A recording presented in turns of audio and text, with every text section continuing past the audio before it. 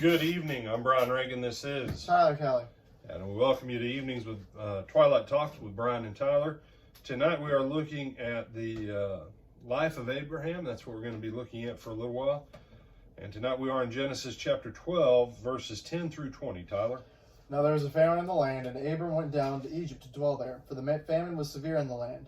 And it came to pass, when he was close to entering Egypt, that he said to Sarai his wife, Indeed, I know that you are a woman of beautiful countenance. Therefore it will happen, when the Egyptians see you, that they will say, This is his wife, and they will kill me, but they will let you live. Please say you are my sister, that it may be well for me for your sake, and that I may live because of you. So it was when Abram came into Egypt, the Egyptians saw the woman, that she was very beautiful.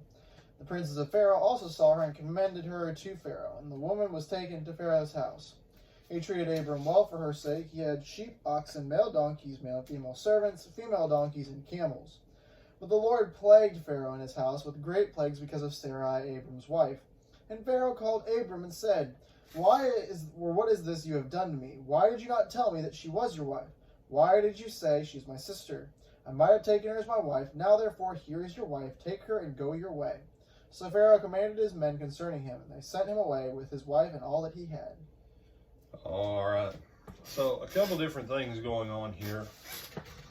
First of all, we saw yesterday, all right, verse 7, the Lord appeared to Abram and said, To your descendants will I give this land. Okay. God told him, get out of your country, go to a land that I will show you. God showed it to him. But then verse 9 says, So Abraham journeyed, going on still toward the south. Why? Why? You say, well, brother, verse 10 says there was a famine in the land. Yeah, no, you don't get it. Abram has a promise and blessing. Isaac will be in the same land years later during a famine, and he'll reap 100-fold. The promise and blessing of God, when they're operating, can return 100-fold even during a famine.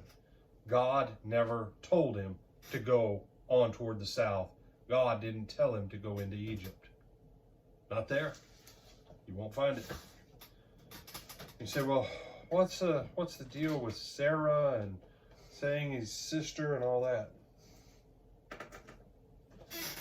As we're going to look at the life of Abram, and we look at why did Terah leave Ur of the Chaldees, which was the dominion of Nimrod, the king. Abram is not some little peasant boy. Abram, as we will see, kings, pharaohs, Abram already had enough wealth and power that Pharaoh's like, I need to cut a deal with this guy. Abram is off of the lineage of Shem. Abram, the family of Terah and Abram, was an alternate rival system of kingship to Nimrod. Pharaoh's cutting a deal with him because Pharaoh's concerned about Abram being in his neck of the woods. If he's just some little peasant dude with like 50 sheep, some little nephew, and a woman who can't have no kids. At what, 65, 70-ish, depending on how long it took them to get from... Yeah, she's somewhere between 65 and 68. He's between 75 and 78. Hello. Her countenance being fair, I have no doubt she was an attractive lady. But she also had a manner about her that made her even more attractive. So he says, tell him you're my sister. And you say, no, see, she was his half-sister. You know why you marry your half-sister? Especially if you're royalty? Because you want to be very careful on what lineages you let in and the possible coups that can result. AKA the family of David. His kids always trying to engage in a coup. His kids trying to overthrow each other. Why? Different mothers. You know, when you read the Bible, make sure that you're not seeing it through your 21st century American eyes. Because frankly, the way we see the world is so small in the grand scope of time. We're a rinky-dinky little country as far as the overall scope of history goes. We're still doing stuff today that the Romans did that has been handed down to us, not the other way around. You say, well, the whole world's kind of Americanized. Just like right now, just like the whole world was Romanized. But in the last 2,000 years, we represent barely 10% of that timeline. And as far as us being in power, we represent less than 10% of that timeline. Okay? We're running what, 4%? Maybe? Yeah, we'll go with 7. Okay. We'll say since the end of World War II, we've been the dominant power in the world. Yeah. So 70, 75 years. We won't even talk about time before that. So we're less than 1%. So we're going to take less than 1% of world time history and we're going to say, oh no, our way of looking at the entirety of world history is the right way. No. Abraham wanted to say you're my sister. Because as a sister, he can buy himself some time. He can cut a deal. He can cut a treaty with Pharaoh. He can put her into his stable of women. It is what it is. Pharaohs and kings had a bunch of women. They married a lot of women because that's how they solidified power and made treaties to try and keep at peace and economic prosperity. And so Pharaoh instantly hooks Abram up with more stuff because he cuts a treaty with Abram. To also kick him out and get him to go away. No, not yet. The stuff came before asking him to leave, bro. Yes, you're right. That's why, he said, no, I'm not going to cut Tyler slack on that. He just read the passage. This is why we're breaking these things down. You have what you think you've been taught, but what does the Word of God actually say? It was from all before the Lord plagued them. The stuff came beforehand. And when you look at the timing, Sarai is in Pharaoh's house, but Sarai has not been taken yet as a wife. She's in that period between the time that the deal is cut and the time that the deal is consummated in marriage.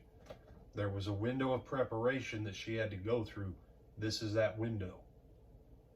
And as that window's getting closer to being closed, look who looks out for Sarah or Sarai. Verse 17, read me, Tyler. But the Lord plagued Pharaoh and his house with great plagues because of Sarai, Abram's wife. Wasn't just Abram.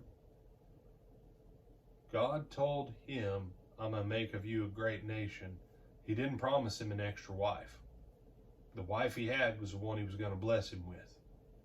Therefore, the blessing on Abram, it included and has to come through Sarai.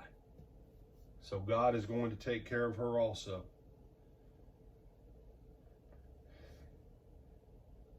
Now, Pharaoh sends him away. And we know that she was not yet at that time because he said, now therefore here's your wife, take her and go your way. What did he say right before that? Why'd you say she's my sister? I might have taken her as my wife. Pharaoh was more concerned about righteousness at this time than Abram was. Don't miss that either. Abram is learning God's ways. He hasn't mastered them. He's learning them. And so Pharaoh commanded his men concerning him, and they sent him away with his wife and all that he had. Pharaoh knows that there's a bigger game in motion here. Pharaoh gets the bigger picture right now at this time than Abram does. Because Pharaoh's like, take her. And gentlemen, escort them to the edge of the country. And dude, you keep everything I've given to you. I'm not taking anything back. Why? Pharaoh knows when his whole house got a plague, just boom, all at one time. Whoa, there's something wrong with the divine here. And Pharaoh's like, nope, I'm sending you away with all the blessings. Now, some people are going to go, you mean Abraham was rewarded by God for lying? Nope. God had pronounced a blessing on Abraham that was in motion. Pharaoh received a greater blessing back than what he blessed Abram with. But God said, I will bless those that bless you. I will curse those that curse you. Pharaoh was getting close to that line. Pharaoh chose to bless Abram. And Pharaoh didn't want the blessing back because he respected the Lord as best he understood him. Abraham was not rewarded for his half-truth or half-lie or whatever you want to call it, his situational ethics. No.